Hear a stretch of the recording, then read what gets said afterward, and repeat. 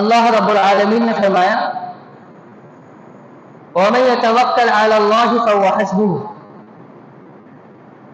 جو شخص اللہ پر توکل کرے گا اللہ اسے کافی ہو جائے گا۔ دوسرے مقام پر اللہ رب العالمین نے فرمایا وَعَلَى رَبِّهِمْ يَتَوَكَّلُونَ، مومن اپنے رب ہی پر توکل کرتے ہیں۔ قرآن کریم کے اندر متعدد آیات کریمہ موجود ہے، جن آیات کریمہ میں اللہ رب العالمین نے اپنے ذات پر توکل کرنے کا حکم دیا ہے کہ مومنوں کو چاہیے کہ وہ اپنے رب پر توکل کرے۔ مومن اپنے رب پر ہی توکل کرتے ہیں۔ وَمَن يَتَوَكَّلْ عَلَى اللَّهِ فَهُوَ حَسْبُهُ، جو شخص اللہ پر توکل کرے گا اللہ اسے کافی ہو جائے گا۔ آج ہمارے کتنے مسائل ہیں اور کتنے معاملات ہیں اور کتنی ایسی چیزیں ہیں جن کو لے کر ہم پریشان ہیں، ہم ان پر تبصرہ کرتے ہیں، کئی گھنٹے گزر جاتے ہیں ان پر تبصرہ کرتے کرتے، کئی دن گزر جاتے ہیں ان پر تبصرہ کرتے کرتے، کئی راتیں گزر جاتی ہے۔ وہ مسائل اتنے ہیں،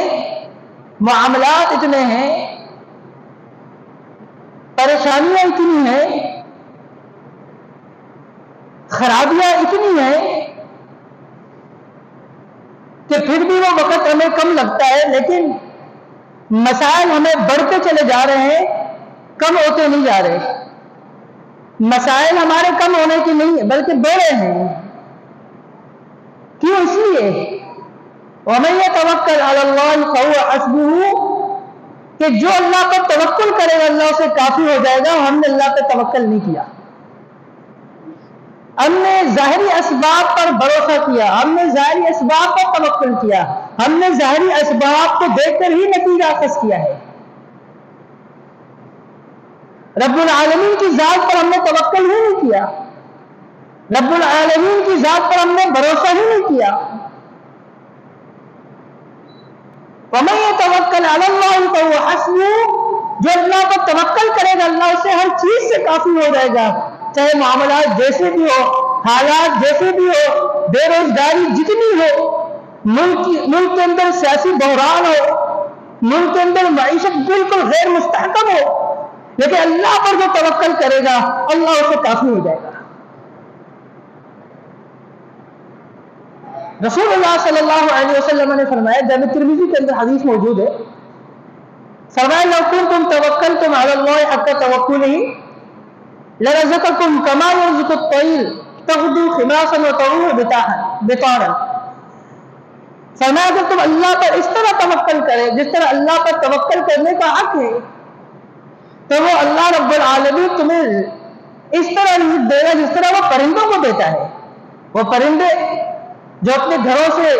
نکلتے ہیں جھنڈ کی صورت میں اور وہ خالی پیٹ ہوتے ہیں، اور جب وہ واپس آتے ہیں اپنے گھروں کی طرف جہاں ان کا بسیرا ہوتا ہے، جب وہ وہاں پر واپس چلے آتے ہیں رات ہونے سے پہلے تو ان کا پیٹ بھرا ہوا ہوتا ہے، کسی نہ کسی جگہ سے، کسی نہ کسی کے چھت سے رب العالمین ان کو روزی دیتا ہے، ان کو رزق دیتا ہے، ان کا پیٹ بھر جاتا ہے، اور وہ جس طرح خالی پیٹ صبح نکلے ہوئے ہوتے ہیں جب وہ لوٹتے ہیں تو ان کا پیٹ بھرا ہوا ہوتا ہے، خالی نہیں ہوتا۔ لو کنتم توکلتم علی اللہ حق توکلہ، اگر تم اللہ پر اس طرح توکل کرو جس طرح توکل کرنے کا حق ہے، لرزقکم کما یرزق الطیر، وہ تمہیں رزق اسی طرح دے گا جس طرح پرندوں کو دیتا ہے۔ تغدو خماصا وتروح بطانا، صبح وہ اپنے گھروں سے نکلتے ہیں تو خالی پیٹ، واپس آتے ہیں تو پیٹ بھرا ہوا ہوتا ہے۔ تم اللہ پر اس طرح توکل تو کرو۔ ظاہری اسباب کو ہم دیکھتے ہیں کہ لو جی معیشت غیر مستحکم ہے، گھر میں بیٹھنا ہی بہتر ہے، باہر نکلنے کی ضرورت نہیں ہے، محنت کرنے کی ضرورت نہیں ہے، وہ رات کو واپس ایسے ہی آنا ہے، کچھ فائدہ تو ہونا نہیں، اس سے اچھا ہے گھر پر ہی بیٹھے رہو، پیٹرول لگاؤ گے، کرایہ لگاؤ گے، اللہ پہ توکل ہی نہیں کرنا، اپنے ٹی وی پر بھی جا کے بیٹھنا نہیں ہے کہ یار روزی تو میرا رب مجھے دے گا، گاہ تو وہ میرے پاس بھیجے گا، میں کیا ظاہری اسباب کو لے کر میں بیٹھ جاؤں گھر پہ۔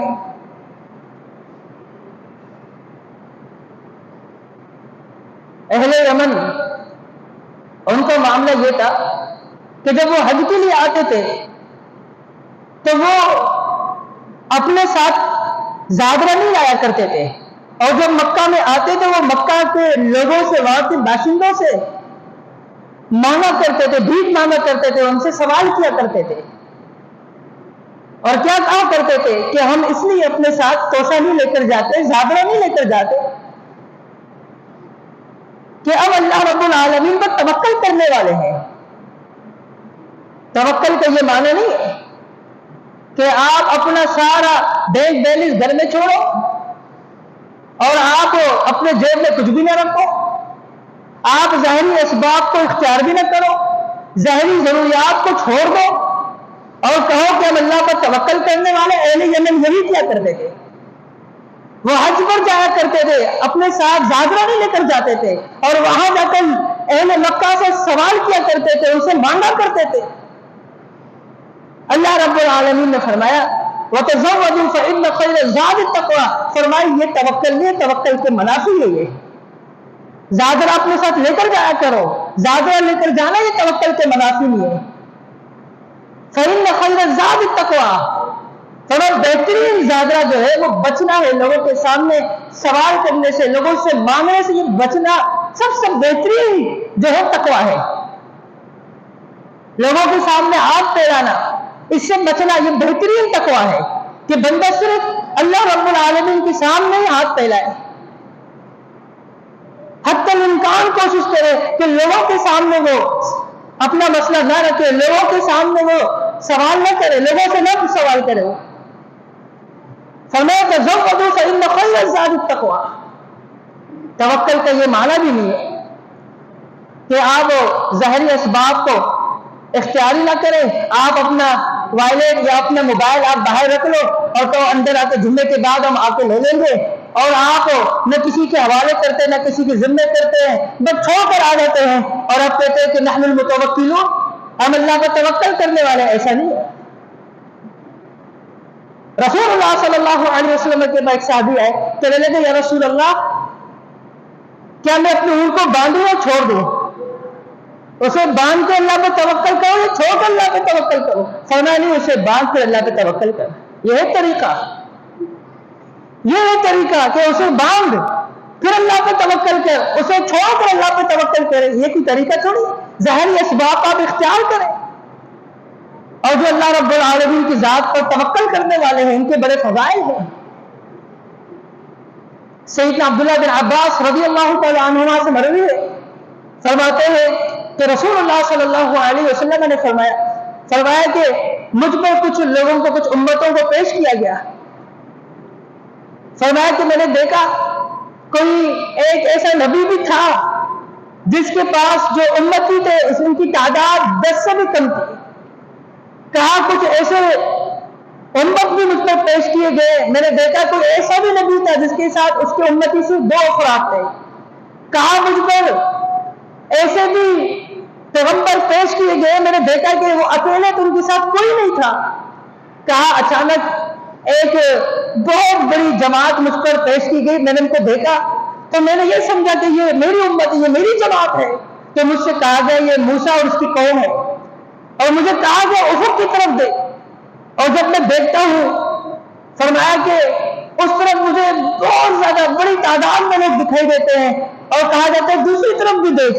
اور پھر مجھے کہا جاتا ہے کہ یہ ہے تیری امت، یہ تیری امت ہے۔ اور اس سے مزید اور ہم آپ کو بتاتے کہ آپ کی امت میں 70,000 لوگ وہ ہوں گے جو بغیر حساب کے، بغیر عذاب کے وہ جنت میں داخل کر دیے جائیں گے۔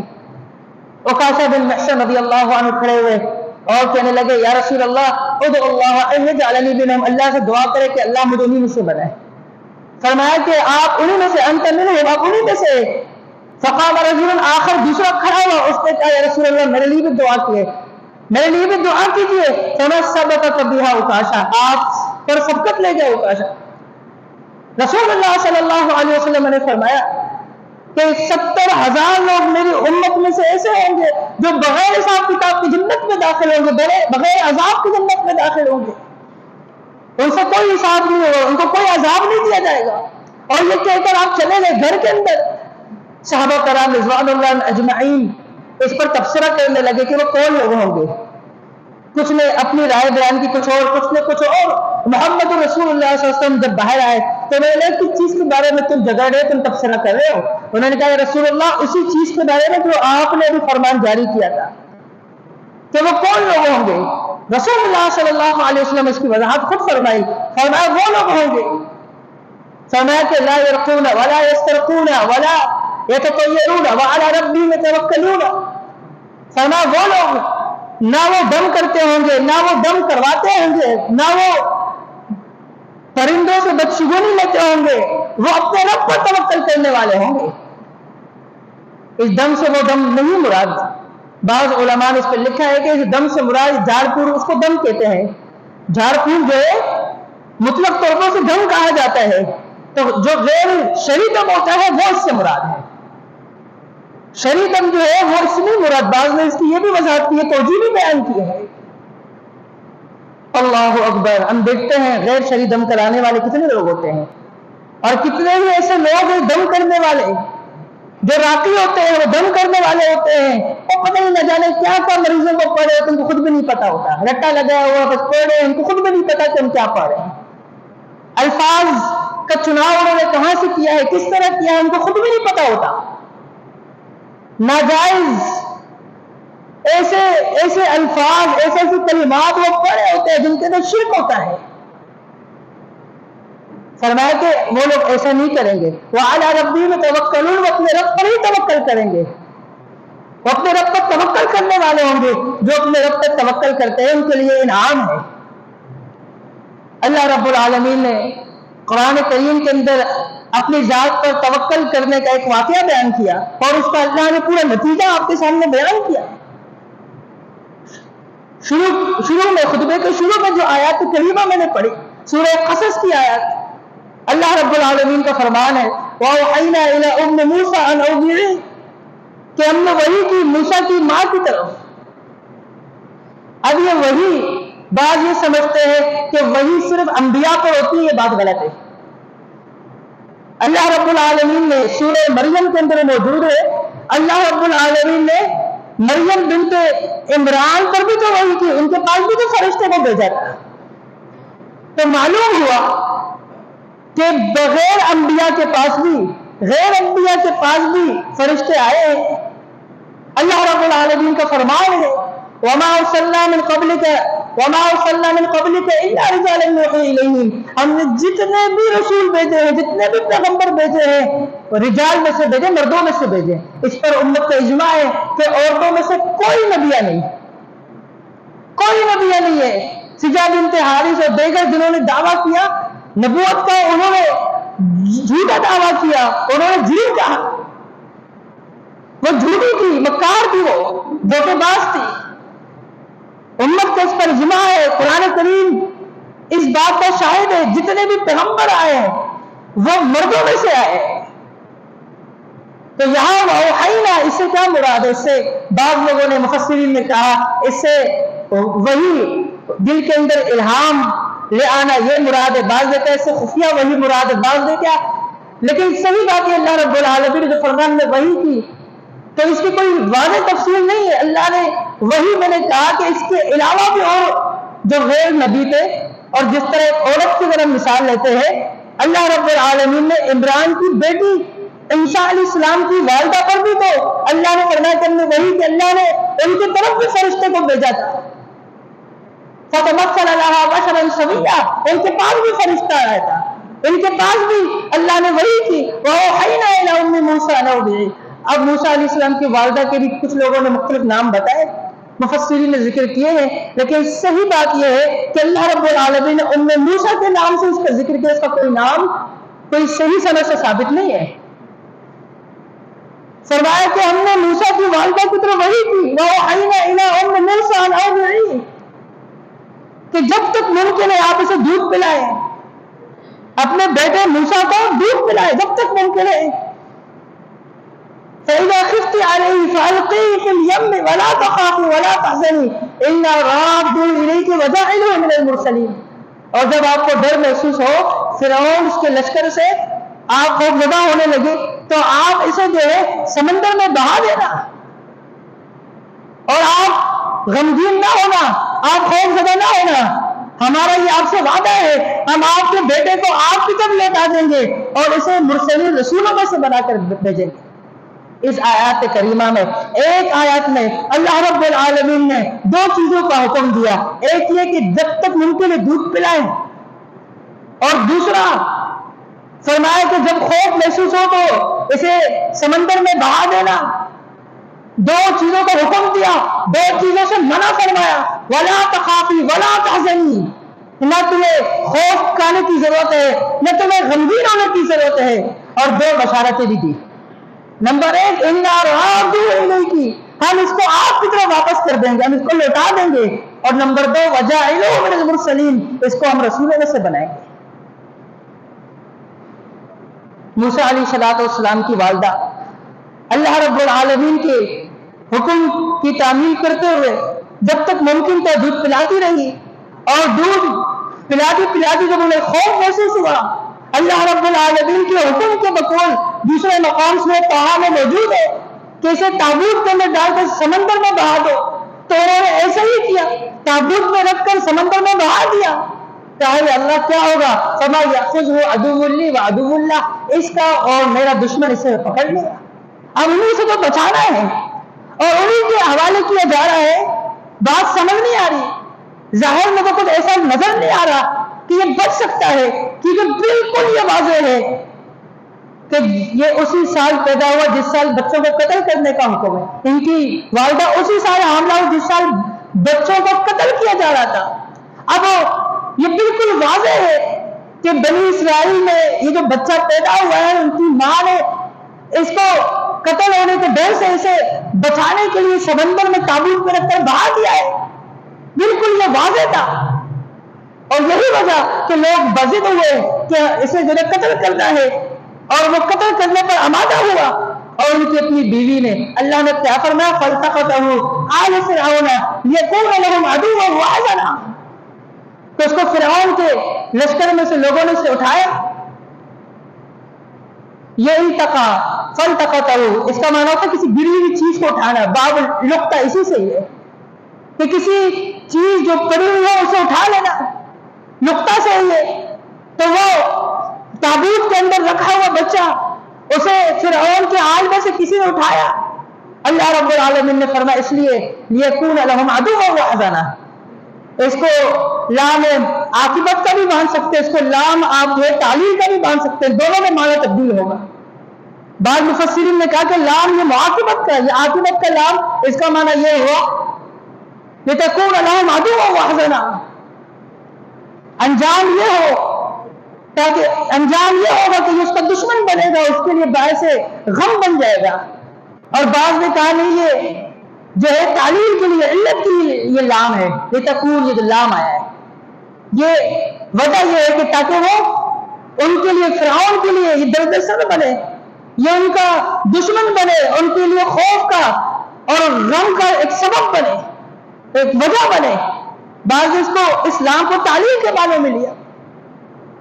اللہ رب العالمین نے فرمایا کہ یہ انہوں نے اس لیے کیا، بے شک فرعون اور حامان کانوا یخاطئین، یہ خطا کاروں میں سے تھے، یہ بڑے بڑے جرائم کرنے والے تھے، انہوں نے بڑے بڑے جرائم کیے۔ فرعون کا کتنا بڑا جرم ہے، یذبحون ابناءهم ویستحیون نساءهم، اللہ نے فرمایا ان فرعون علا فی الارض، زمین میں وہ سرکشیاں کر رہا تھا، اور اس سے ایک گروہ کو بالکل کمزور کر رکھا تھا، اور وہاں کے رہنے والوں کو گروہ کے اندر، فرقوں کے اندر تقسیم کر رکھا تھا۔ اور ان میں سے ایک گروہ کے یذبح ابناءہم، ان کے بیٹوں کو ذبح کرتا تھا، ویستحیی نساءہم، ان کی عورتوں کو اپنی خدمت کے لیے زندہ چھوڑا کرتا تھا، انہ کان من المفسدین، یقیناً وہ بڑے فساد کرنے والوں میں سے تھا، وہ فسادی تھا، وہ بہت بڑا فسادی تھا۔ اللہ اکبر۔ اللہ رب العالمین نے فرمایا وقالت امرأۃ فرعون قرۃ عین لی ولد، کہ ان کی بیوی، فرعون کی بیوی جس کا نام پیغمبر نے آسیہ بتایا ہے، وہ کہنے لگی نہیں اسے آپ قتل نہ کریں، اسے قتل نہ کرے، لا تقتلوہ، اسے قتل نہ کرے، عسیٰ، قریب ہے کہ ان ینفعنا او نتخذہ ولدا، کہ یہ ہمارے لیے فائدہ مند ثابت ہو یا اسے ہم اپنا بیٹا بنا لیں۔ وہ جو اپنے آپ کو کہتا تھا انا ربکم الاعلی، کہ انا ربکم الاعلی، جو اپنے آپ کو کہنے والا تھا وہی اولاد سے محروم تھا، اسی لیے تو ان کی بیوی کہہ رہی کہ ممکن ہے کہ ہم اسے اپنے لیے فائدہ مند بنائیں، یہ ہمارے لیے فائدہ مند ثابت ہو اور اسے ہم اپنا بیٹا بنا لیں، اور انہوں نے اس کو اپنا بیٹا بنایا، ولدا وہم لا یشعرون، کو پتہ ہی نہیں تھا، واصبح فؤاد ام موسیٰ فارغا، اب موسیٰ علیہ السلام کی والدہ وہ بے قرار ہو گئی، ان کا دل بے چین ہونے لگا، بے قرار ہونے لگی کہ بچہ دشمنوں کے ہتھے چڑھ گیا ہے، نہ جانے کیا ہو، اب پریشان ہے۔ اللہ رب العالمین نے فرمایا ان کادت لتبدی بھی، قریب تک وہ پورے قصے کو بیان کر دیتی، وہ پورے واقعے کو، پورے مہاجرے کو لوگوں کو بتا دیتی، لیکن نہیں بتایا، کیوں؟ لولا ان ربطنا علی قلبها لتكون من المؤمنین، ہم نے اس کے دل کو مضبوط کر دیا، اللہ نے ان کے دل کو مضبوط کیا۔ اور موسیٰ علیہ السلام کی جو بہن تھی استمشی اختک فتقول الحدلکم علی من یکفر، وہ پیچھے پیچھے جا رہی تھی ماں کے حکم کی پیروی کرتے ہوئے، ماں نے کہا تھا کہ بیٹا اسے دیکھتی چلی جائے، اور وہ اس کو دیکھتی جا رہی تھی کہ یہ تابوت جس کے اندر بچہ ہے، یہ تابوت کن کے ہتھے لگنا ہے، کون اٹھائیں گے اسے، وہ سارا ماجرا دیکھتی رہی، انہوں نے یہ معاملہ بھی دیکھا کہ فرعون کی بیوی آسیہ وہ اولاد نے اس وجہ سے اس کو جب انہوں نے دیکھ لیا ہے، اب وہ اسے اپنے پاس سنبھالنے کے لیے بےتاب ہے، اس کی ضرورت پوری کرنے کے لیے بےتاب تھی،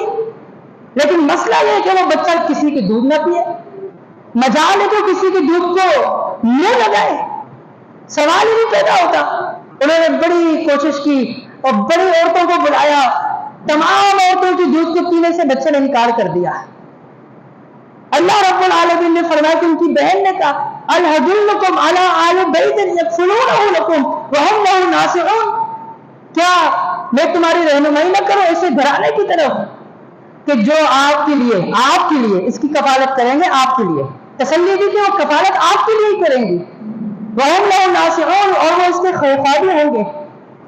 انہوں نے کہا ٹھیک ہے اسے بلا لے۔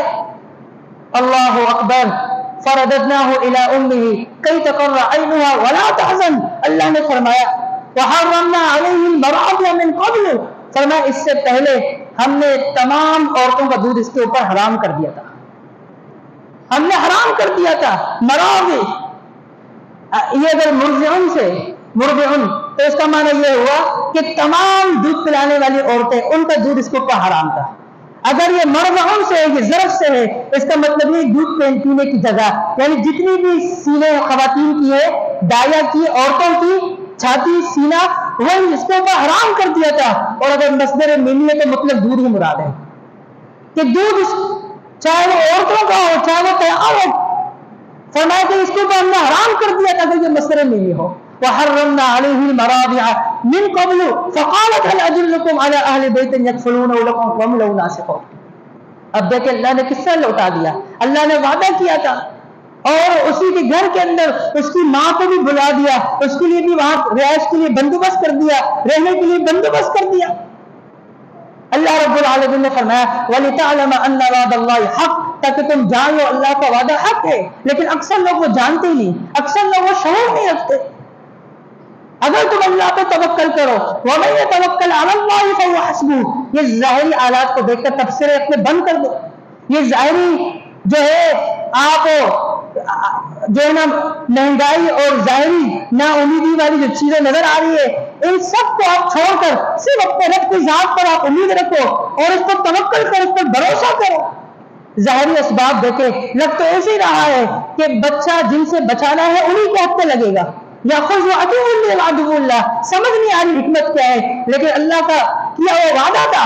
اس پر انہوں نے بھروسہ کیا کہ اِنَّا رَادُّوهُ إِلَيْكِ وَجَاعِلُوهُ مِنَ الْمُرْسَلِينَ، اور اللہ رب العالمین پہ بھروسہ کرتے ہوئے ان کی بات مان لی، اللہ نے اپنے وعدے کو پورا کیا۔ آپ سے مجھ سے بھی اللہ تعالیٰ کا ایک وعدہ ہے، وَمَن يَتَوَكَّلْ عَلَى اللَّهِ فَهُوَ حَسْبُهُ، کہ تم میں سے جو شخص ظاہری اسباب کو ترک کر کر وہ صرف اپنے رب کی ذات پر توکل کرے گا، اللہ اسے کافی ہوگا، چاہے مہنگائی جتنی ہو، چاہے حالات جتنے خراب ہو، چاہے معاملات جتنے خراب ہو، چاہے جتنی سیاسی بحران ہو، چاہے ملک کے اندر معیشت کتنی غیر مستحکم ہو، چاہے ڈالر کی اڑان کتنی بڑھتی ہو، چاہے بجلی گیس کتنی مہنگی ہو، وَمَن يَتَوَكَّلْ عَلَى اللَّهِ، اللہ پہ توکل کر کے تو دیکھیے۔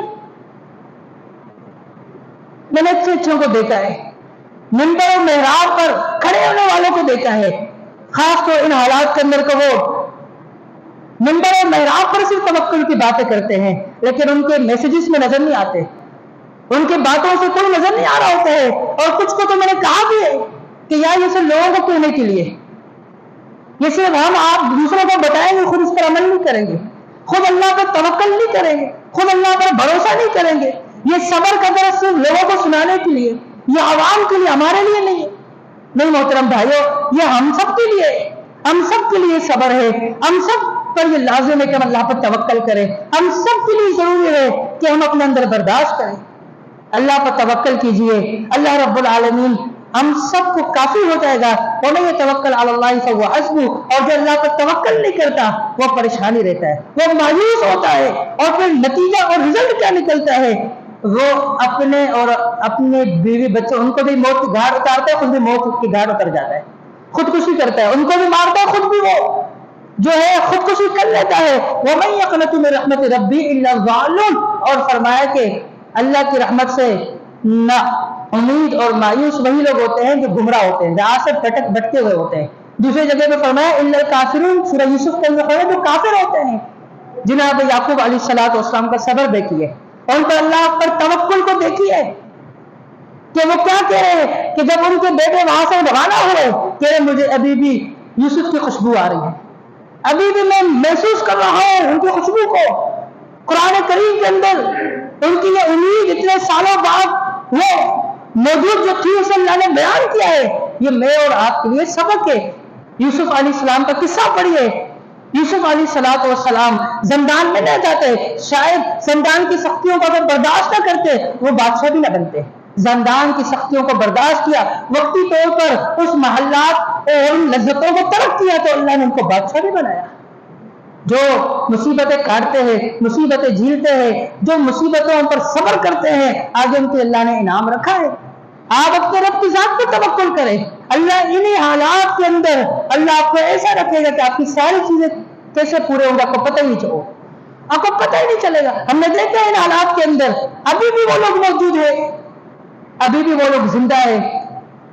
ابھی بھی وہ لوگ ایسی ہستیاں ہیں جو آپ کو 5 وقت کی نماز پڑھاتے ہیں، ان کی تنخواہ 18,000 روپے ہے، ان کی تنخواہ 18,000 روپے ہے، ان کی بھی بیویوں کی سیزر ہوتے ہیں، وہ بھی 50,000 روپے 40,000 روپے سے سیزر کے لیے اپنے گھر والیوں کے لیے وہ ہاسپٹل میں جمع کراتے ہیں، ان کے بھی بیوی بچے بیمار ہوتے ہیں، ان کے بھی گھروں کے اندر بل آتا ہے، ان کے بھی معاملات ہوتے ہیں، لیکن اللہ ان کو چلا رہا ہے۔ کیوں؟ فرق کتنا ہے؟ آپ 1 لاکھ لے کر بھی آپ کا اللہ پہ توکل نہیں، وہ 18-20 ہزار روپے لے کر اللہ پہ توکل کرتا ہے، خاموش بیٹھا ہوا ہے،